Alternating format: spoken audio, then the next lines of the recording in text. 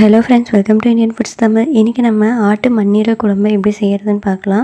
இது நம்ம தொடர்ந்து சாப்பிட்டு வரதுனால நம்ம உடம்புல இருக்கிற ரத்தத்தோட அளவு நல்லா அதிகரித்து கொடுக்கும். வீடியோக்குள்ளே போகிறதுக்கு முன்னாடி நீங்கள் நம்ம சேனல் ஃபஸ்ட் டைம் பார்க்குற மாதிரி இருந்தால் மறக்காமல் சப்ஸ்கிரைப் பண்ணிக்கோங்க. பக்கத்தில் இருக்கிற பெல் பட்டனையும் கிளிக் பண்ணிக்கோங்க. இப்போ நான் சின்னதாக 2 மண்ணீரல் எடுத்திருக்கேன். ஒரு ஈரலையும் நான் இதோட சேர்த்து எடுத்திருக்கேன். ஈரலை நீங்கள் தனியாக குழம்பு வச்சுக்கோங்க. இந்த மாதிரி ஈரலை குக்கரில் வேக வைக்கும்போது அது குழஞ்சி போயிடும். மண்ணீரல் சீக்கிரமாக வேகாது, அதனால நம்ம குக்கரில் வேக வச்சுக்கலாம். இப்போது மண்ணீரலில் கொஞ்சமாக தண்ணி சேர்த்துக்கலாம். கொஞ்சமாக உப்பு சேர்த்துக்கோங்க. கொஞ்சமாக மஞ்சள் தூள் சேர்த்துக்கோங்க.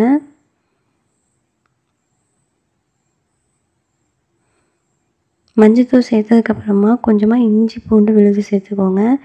இப்போ இது எல்லாத்தையும் சேர்த்ததுக்கப்புறமா நம்ம குக்கரில் மூடி போட்டு 2 விசில் வச்சு எடுத்துக்கலாம். இப்போ ஒரு கடாயில் 1 இன்ச் அளவுக்கு பட்டை சேர்த்துக்கோங்க.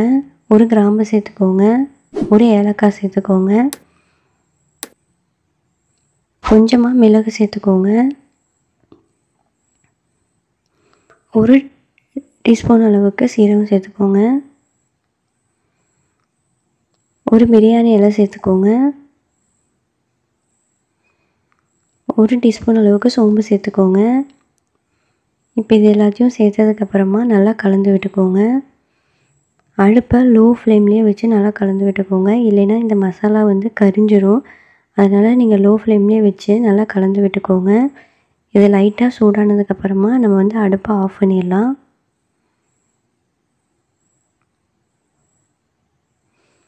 இப்போ நம்ம அதை ஆறுனதுக்கப்புறமா ஒரு மிக்ஸி ஜாரில் போட்டு இந்த மாதிரி பவுடரை அரைச்சி எடுத்துக்கோங்க. இப்போ ஒரு கடாயில் 3 டேபிள் ஸ்பூன் அளவுக்கு எண்ணெய் சேர்த்துக்கோங்க. உங்கள்கிட்ட நல்லெண்ணெய் இருந்ததுன்னா நீங்கள் அதை சேர்த்துக்கோங்க. நல்லெண்ணெய் சேர்த்தா ரொம்பவே நல்லாயிருக்கும். இப்போ கொஞ்சமாக கடுகு சேர்த்துக்கோங்க.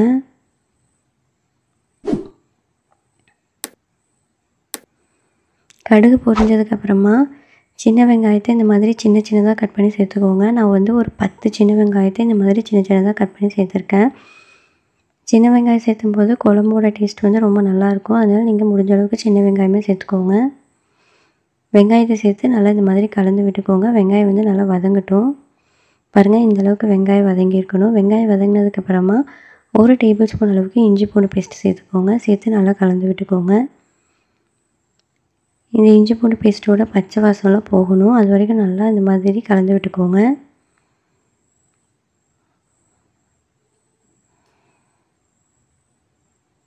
இப்போ நம்ம ஒரு கொத்து கருவேப்பிலையில் சேர்த்துக்கலாம்.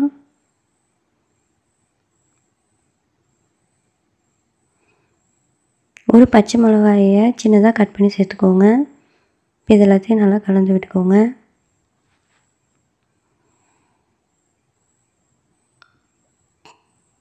ரெண்டு மீடியம் சைஸ் தக்காளியை இந்த மாதிரி சின்னதாக கட் பண்ணி சேர்த்துக்கோங்க. சேர்த்துட்டு நல்லா கலந்து விட்டுக்கோங்க. உங்களுக்கு புளிப்பு பிடிக்காது அப்படின்னா ஒரு தக்காளி சேர்த்தாவே போதும். இந்த தக்காளி நல்லா வதங்கட்டும்.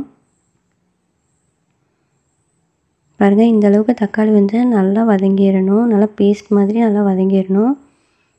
தக்காளி வதங்கினதுக்கப்புறமா நம்ம அரைச்சி வச்சுருக்கிற அந்த மசாலாவை சேர்த்துக்கலாம். சேர்த்துட்டு நல்லா கலந்து விட்டுக்கோங்க. இப்போது 1 டேபிள் ஸ்பூன் அளவுக்கு மல்லித்தூள் சேர்த்துக்கோங்க. 1/2 டேபிள் ஸ்பூன் அளவுக்கு மிளகாய்த்தூள் சேர்த்துக்கோங்க. உங்களுக்கு காரம் அதிகமாக வேணும்னா மிளகாய்த்தூள் எனக்கு கொஞ்சம் அதிகமாக சேர்த்துக்கோங்க. கொஞ்சமாக மஞ்சள் தூள் சேர்த்துக்கோங்க. தேவைக்கேற்ப உப்பு சேர்த்துக்கோங்க. இப்போ இது எல்லாத்தையும் சேர்த்து நல்லா கலந்து விட்டுக்கோங்க. இந்த மசாலா, தக்காளி, வெங்காயம் இதெல்லாம் நல்லா கலந்து விட்டுக்கோங்க. ஒரு 30 செகண்டுக்கு நல்லா கலந்து விட்டுக்கோங்க. லோ ஃப்ளேம்லேயே வச்சு கலந்து விட்டுக்கோங்க, இல்லைன்னா மசாலா கரிஞ்சிடும். இப்போ நம்ம தண்ணி சேர்த்துக்கலாம்.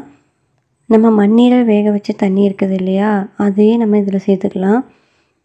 அந்த தண்ணியை நம்ம வேஸ்ட் பண்ணக்கூடாது, அதுலேயும் சத்து இருக்கும். அதனால் அந்த தண்ணியை சேர்த்து இந்த மாதிரி நல்லா கலந்து விட்டுக்கோங்க.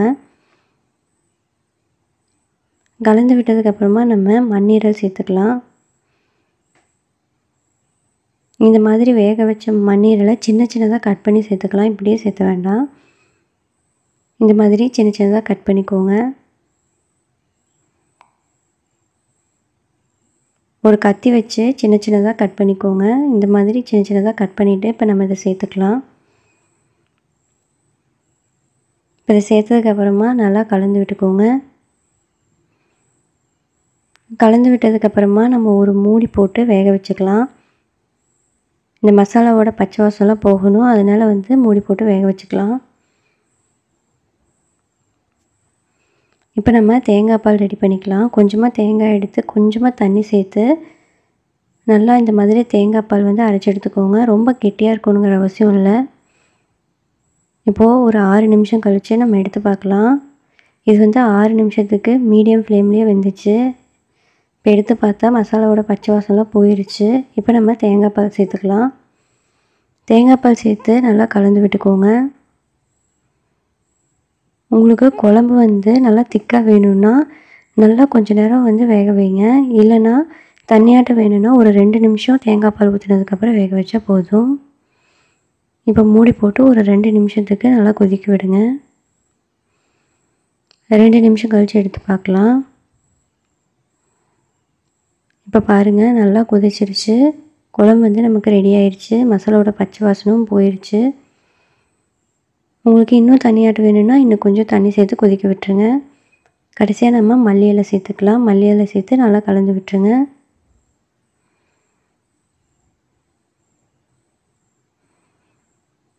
இப்போ நமக்கு ஆட்டு மண்ணீரல் குழம்பு ரெடி ஆயிடுச்சு.